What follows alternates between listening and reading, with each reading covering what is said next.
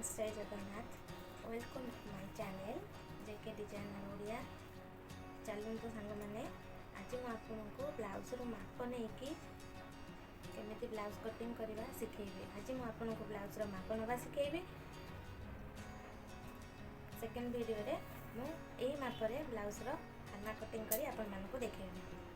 तो चलतु प्रथम आम ब्लाउज लंबर माप नवा। लंबर माप केमिति नवा ना देखो ब्लाउज आमर देखो यू भाव ब्लाउजर लंबर माप ना लंबर माप है आमर 13.5 इंच 13.5 इंच लेंथ आमर है 13.5 इंच। जिते आम कटिंग करवा कपड़े आम गोटे इंच ऐड करवा। गोटे इंच हेल्ले आमको 14 इंच 14.5 इंच आसीगला। तापर आम ब्लाउजर चेस्टर माप ना चेस्टर माप यू एतिकी आमर केते आसिला देखो 20 इंच आसला। 20 हेले आगपट 20 पछपट 20 केते हैला चेस्ट आमर हैला आगपट 20 प्लस पछपट 20 मिसी केते हैला 40 इंच। आमे जानि गले इटा हमको 40 साइज रो ब्लाउज माप होची हमर 40 साइज। हमर अंटा देखंतु अंटा हमर 17 अधे 17 हाफ आमर गोटे पट हेले 17 हाफ आमर गोटे पट हेले दुई पट मिसिकी केते हबो 17 half plus 17 half 35 inch. Blouse रो लेंथ ब्लाउज रो चेस्ट आउ अंटा माप आमे जानि गले। देन आमे कोन करबा ना ब्लाउज रो फ्रंट पार्ट रो बस्ट पॉइंट माप ना बस्ट पॉइंट माप केमिति नबा देखो ब्लाउज को एपरि भाबे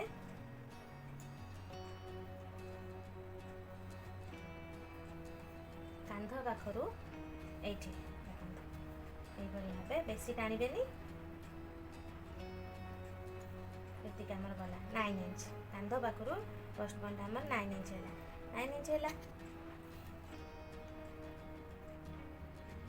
बस्ट पॉइंट आम 9 इंच है। आम जो कटिंग करवा से 1 इंच ऐड करवा जेहेतु आमर सिले स्टिचिंग रे जीव तो आम 9 + 1 आम 10 इंच रे बस्ट पॉइंट चिन्ह दबा। जिते आम कटिंग करवा डायरेक्ट कपड़ा उपरे आमर पप रो लेंथ आमर केमिति मापिबा एठू एतिकी ए जो सिले आमर अच्छी एठू एतिकी केते आमर 6.5 इंच आसुची 6.5 इंच पप रो लेंथ आमर 6.5 इंच आसपर आम भी पटर माप नवा।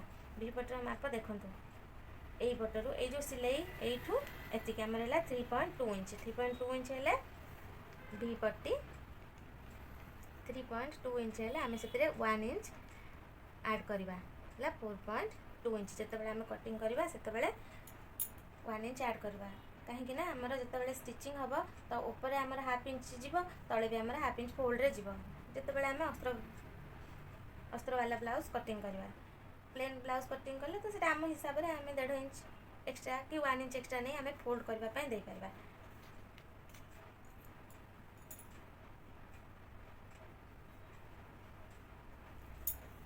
आमर आर्म होल रो माप नवा। आर्म होल रो माप केमिति नेबा ना देखो एठू कांध सिले पाखरु आम माप फिता एमती ए टाइप रो सीधा पकेबा। देखो एठू आमर सिले आसुची देखो केते हैला आमर 5.5 इंच रे आसुची 5.5 inch. Arm hole 5.5 5.5 inch. Arm round आमर केते अछि देखि दबा। जिते आम कटिंग करवा तो सेते बेले आमर आर्म राउंड ए मेजरमेंट दरकार हबो। छोट बड़ पड़ी पारे आमर मेजरमेंट रे 8.5 इंच। आर्म राउंड आमर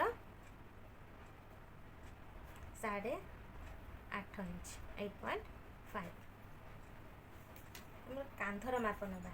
कांधर माप देखो ब्लाउज को यहीपरि भाव सीधा करी पकई ना पकई नेला यू ए सिले रू एजाए आमर नवा आसूची आमर 10.5 इंच 10.5 इंच ए कांधरू से कांध 10.5 इंच।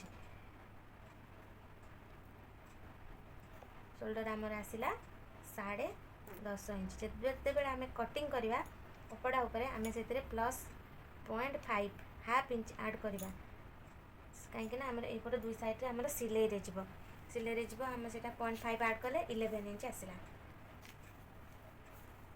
आम फ्रंट नेक आम देखा फ्रंट नेक माप केमी नवा देखो यू ये टाइप फ्रंट नेक आमर 6.5 इंच फ्रंट नेक 6.5 इंच आसला से भाव बैक नेक आम देख ब्लाउज टी को यहपरी भाव पकई ने आर मिडिल जो आसला बैक्र कांध पाखर मिडिल जाए 8.5 इंच अच्छे बैक नेक आमर 8.5 इंच है जिते आम कपड़ा कटिंग करवा फ्रंट नेकटा आमर से रखीदे जी आम मेजरमेंट आसला ब्लाउज रू बैक नेक किंतु प्लस आम से हाफ इंच में ऐड करवा कहीं कांधर पाखर आमर सिलाई जीव हाफ इंच ऐड कले 9 इंच आम चिन्ह दबा कपड़ा कटिंग कला बेले आम रहा बेकर चौड़ाटा माप नवा के सहजरे केमी नहीं पार देखो कोपरी भाव अति सहजरे नवा ब्लाउज टी को पूरा यहीपरी भाव सामान कर रखिने रखिदेला आमर स्केल टी को पूरा सामान भाव भी देखो बटम पट्टी सीधा पूरा सामान भाव स्केल टी रखिदेवा यू यहीपरी भाव मापा पूरा 2.5 इंच आसला 2.5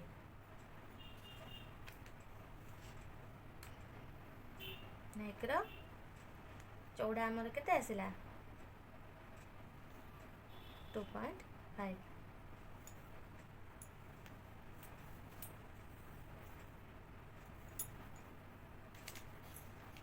देखते सांग मैंने यहीपरी भाव ब्लाउज आम माप नहीं पार आपण मैंने जदि आपको सहजरे शिखेबा चेष्टा करी आपड़ी भिडियोटी भल लगी लाइक शेयर सब्सक्राइब करने कमेंट निहाती जनइबे हाँ आ गोटे कथा मुझे मापर यही मेजरमेंट ब्लाउज पेपर कटिंग आपण मानू आग को देखी यहीपरी भाव पुराना ब्लाउज आम माप नहीं पार